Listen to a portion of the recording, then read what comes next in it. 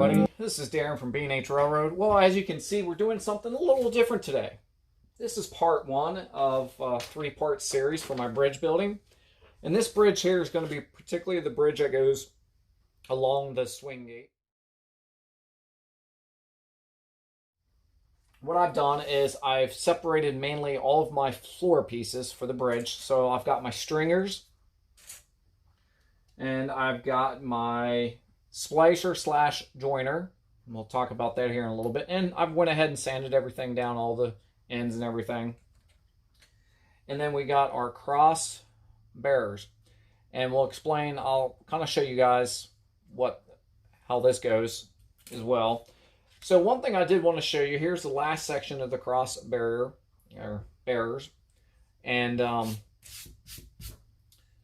want to kind of give you, I don't know how well you can see this, but it has a lot of excess on this section here. All of this actually comes off. So we'll pop that out real quick and we'll just go over that.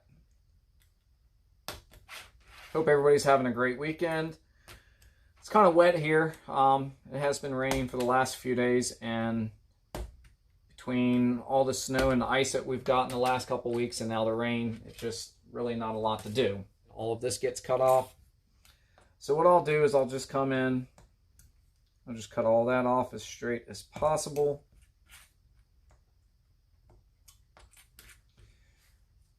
And then I'll just go down here, kind of like I'm peeling a potato, and hopefully not my thumb, and just shave all that excess off.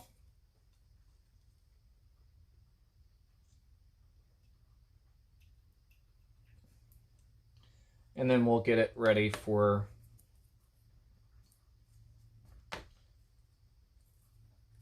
installation. I'm just taking my little filing stick here. I got these from Hobby Lobby, which I love. These things, they're nice. I love them.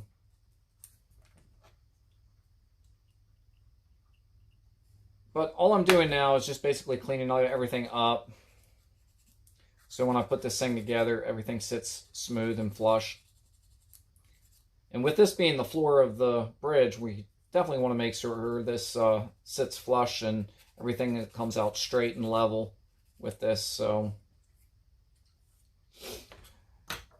basically, all the center beams, if you will, everything's ready to go. So what I'll do is I'll put one of these together and then just kind of show you, and then I'll speed up the video after this.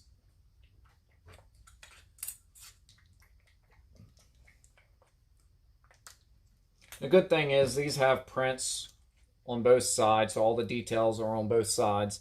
So it doesn't really matter which direction you put it. So that is a plus for sure.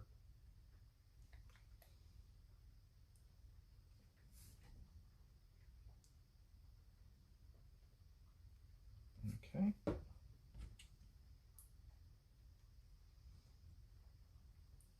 So start with that. And what I'll do is I'll start and I'll do both sides. And then that way I can come back. Glue's not wanting to work today. I'll blame it.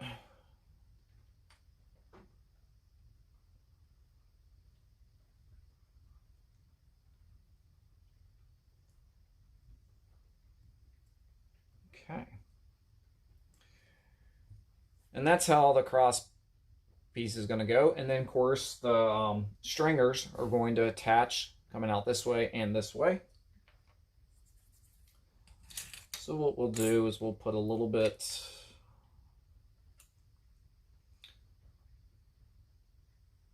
right there. And the same thing with the stringers.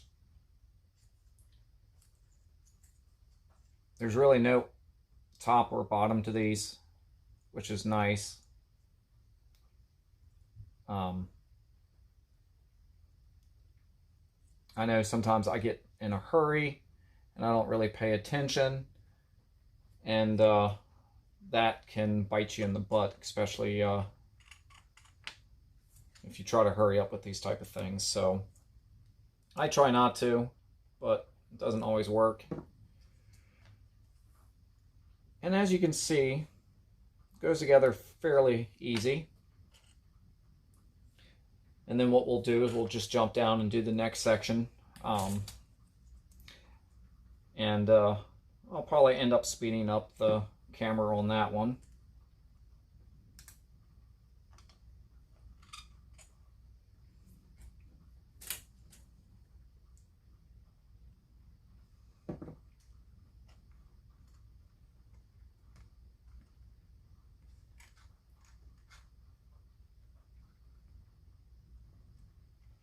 Of course, lining up the hole is going to be the most difficult part.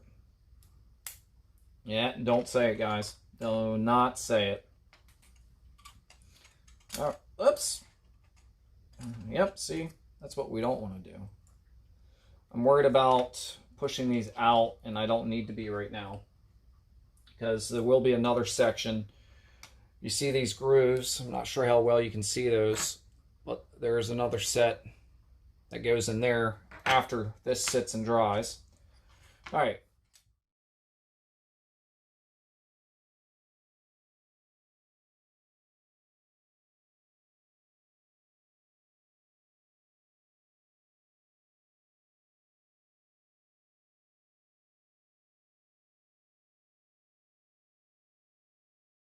All right.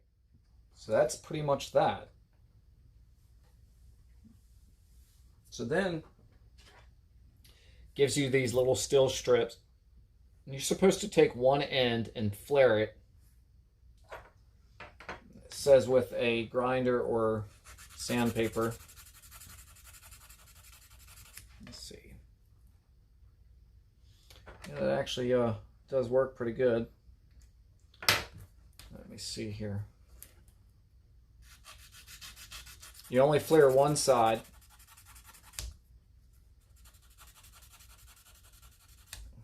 Well, I say flare, but more like taper. And that's so when the two ends come together,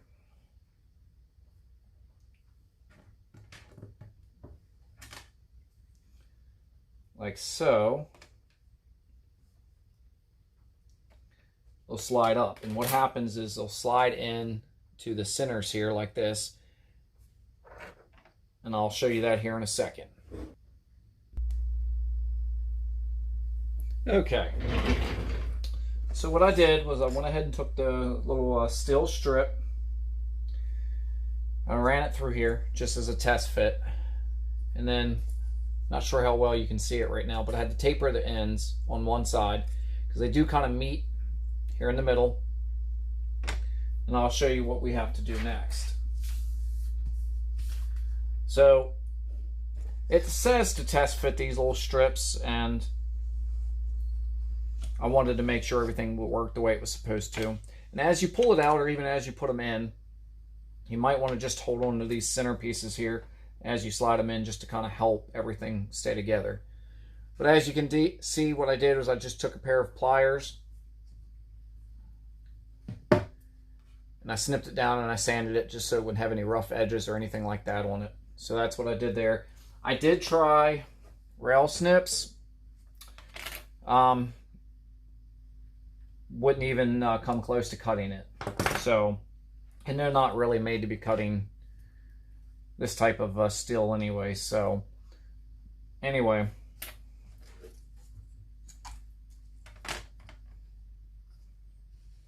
I'm just slowly backing this one out.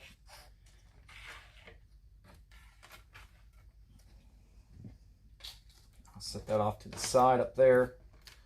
I'll set these off to the side as well. So now the next section that we'll be working on are these little center pieces. And you guessed it, this is what the little steel strip goes in between. Now, I'm not sure how well you can see that. You got this side here, and then you've got an undecorative side there.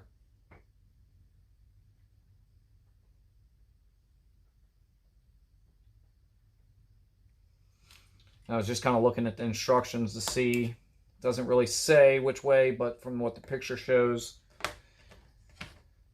they're going to be wanting to face forward, so the blank side facing backwards, if you will. Don't think it really truly matters.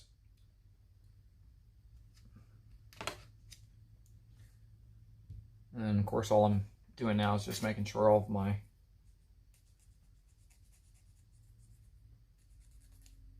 little nicks or little burrs and are all flush from where it was attached to the kit. So we'll do it like this. You can drop these in either way. You can drop them in from the top or the bottom, and then of course you glue them in. So that kind of gives you an idea of how it's going to be.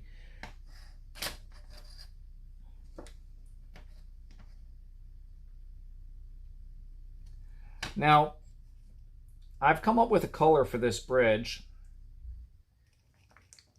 and I figured I would have a little fun with it. So if you guys can guess the color of the bridge, the first person to guess the bridge color, I will either A, name the bridge after your channel, or the name of your choosing. So if you would, head down to the comment section, put in your guess, and I will announce the color on part 2.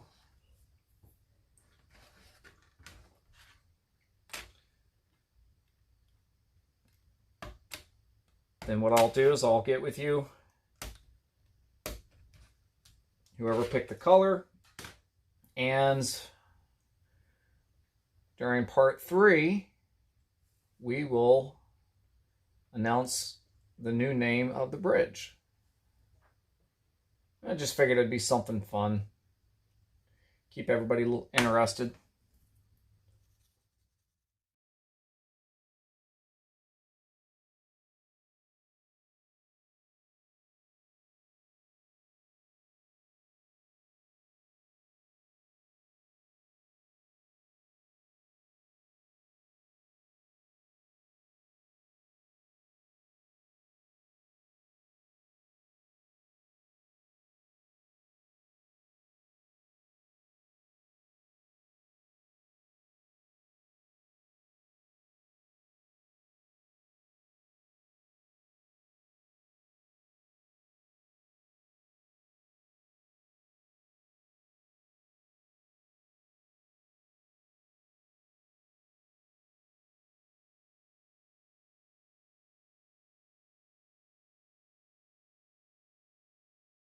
That's pretty much what it's going to look like.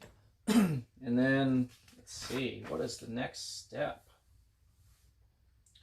And then we'll do the X bracing. So that will come next.